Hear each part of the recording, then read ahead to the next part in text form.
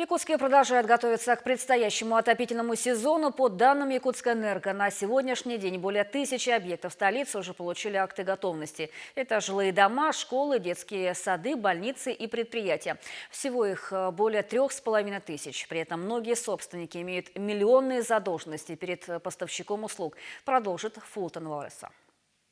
Начинается отопительный сезон, и специалисты энергосбыта завершают осмотр объектов теплоснабжения. К сожалению, в частном жилом секторе техническая подготовка к осенне-зимнему периоду не воспринимается как необходимость. Так, летом работы на тепловом объекте по улице Очиченко 35 не проводились. К сожалению, у нас ежегодно объекты частного сектора, неудовлетворительное состояние, а также гаражно-строительные кооперативы. У них запуск планируется с октября, поэтому не так спешно они готовятся.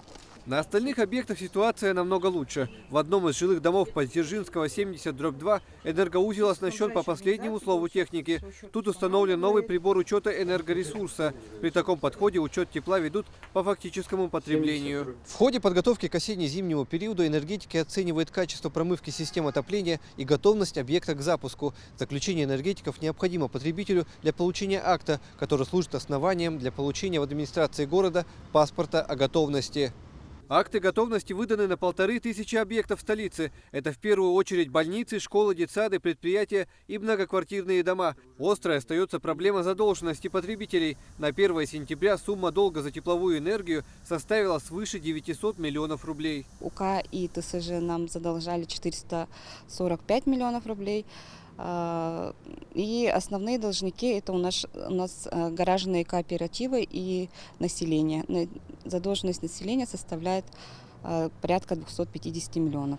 Сегодня работы по подготовке энергетических объектов Якутскэнерго к отопительному сезону практически завершены. Отремонтированы 2 водогрейных котла. Подходят к завершению работы и по замене магистральных и квартальных сетей теплоснабжения. В этом году мы готовимся к зиме в соответствии с планом мероприятий.